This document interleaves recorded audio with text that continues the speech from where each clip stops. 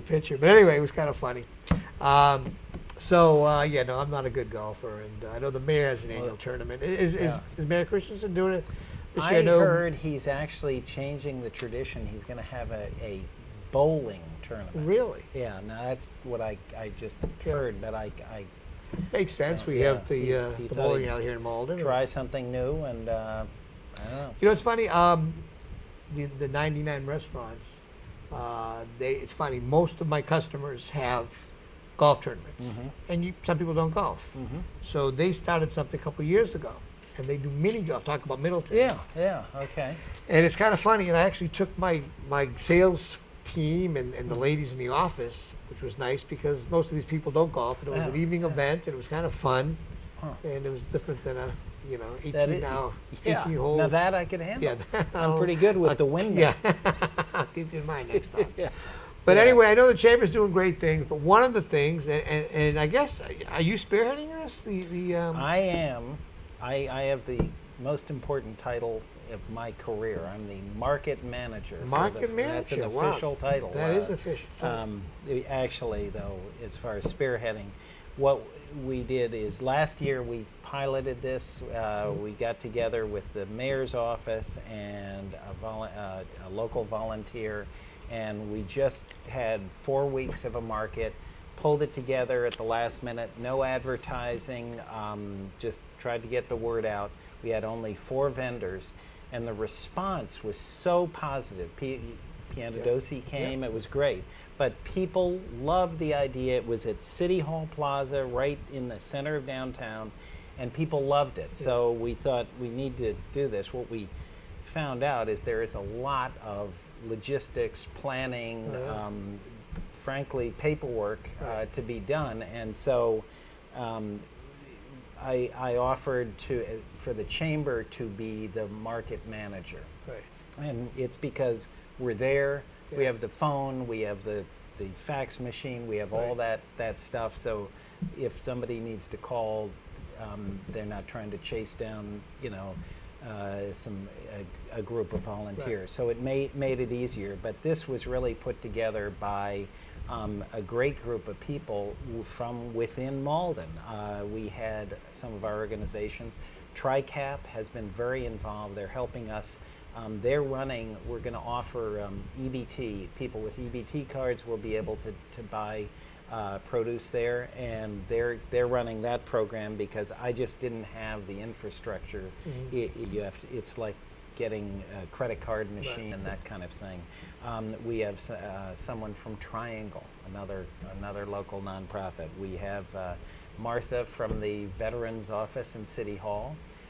We have a great volunteer, Jennifer McAllister, who's been helping us. She recruited the band that we had the first day, Hornography, which, as I said to her, Hornography. Hornography. Are they dressed?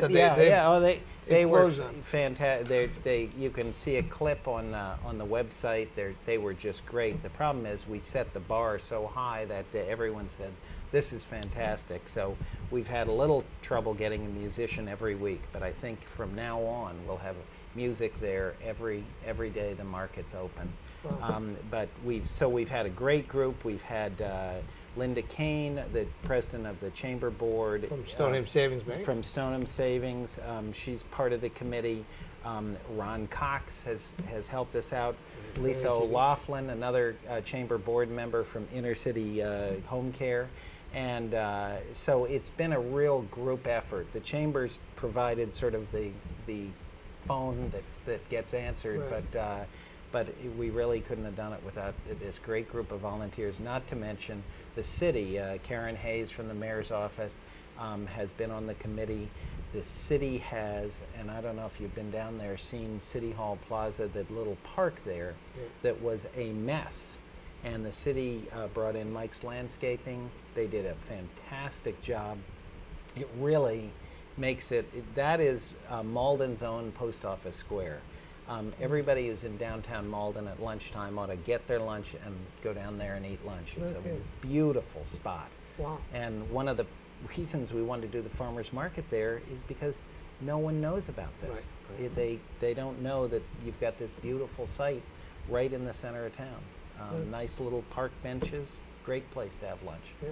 So Because it's easily accessible from the T, and it is right people across from the T. people You walk coming- through the park. The park is on the plaza there, which is right between the police station and City Hall. It's a big flat area, and people can come to the market and then go sit on a park bench and eat what they've bought. now the market is on Tuesdays. Tuesdays, it was 3 to 6. Due to popular demand, we are extending the hours to 6:30. Excellent. We had people, we had feedback from people who said, geez, I just get home and the market closes. So we're going to extend that for the rest of the summer. It runs until September 18th. If we get a lot of feedback, we might just extend it a little longer at the end of the fall. Excellent. So, Excellent. yeah, but How many vendors are participating? we have 12 so far. We're going to get 2 more next time. So we'll be at 14, I believe, next time. But I just got a call this morning from somebody who had been to the market. He has heirloom fruits and vegetables, like Wow. heirloom tomatoes. Sure. That is, people just love those. So he said he has been looking for a market. He's been to several markets, and he said this is the one.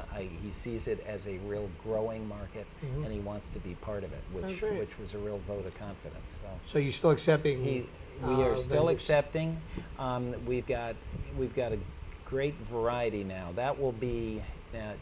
He's sort of specialty tomatoes and fruit and that kind of thing. But we have farms that sell everything from,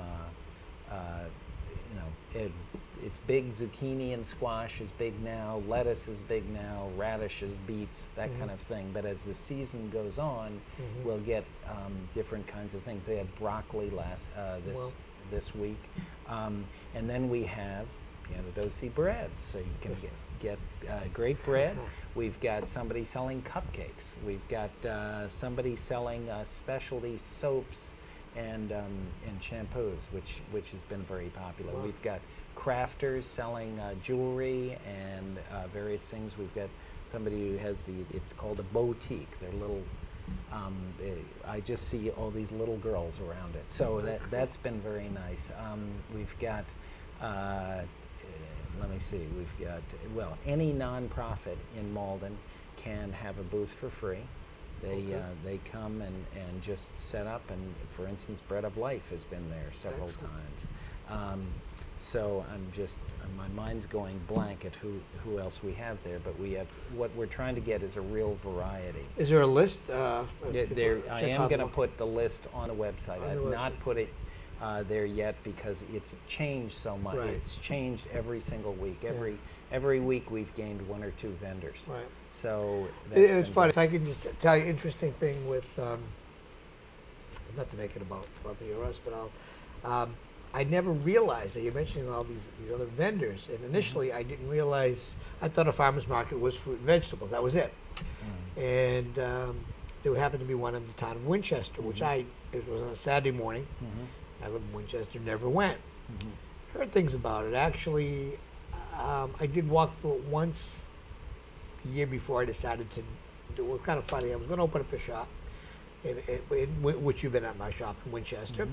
And I said, you know what, let me feel it out by doing the farmer's market. Now, the interesting thing was, it's a funny story, they have this gentleman that has no ties to Winchester. He's an Asian man. Fred Yen is his name. And he decided, I don't know why he's the market manager or whatever, but he has an office, and that's all he does, is runs this market. And this one runs from June till the end of October, so it's a pretty lengthy one. One Saturday, 9:30 to 1:30. And I first applied, filled out, very intense. I mean, nothing, you had to fill out like a form. It was almost like buying a car. And he first turned us down. And I was, I've lived in Winchester my whole life. I'm thinking of doing, well, the funny thing is, he'd said that we were too commercial, that he only wanted local and small companies, and I had to do a song and dance and tell him that we're not Wonder Bread,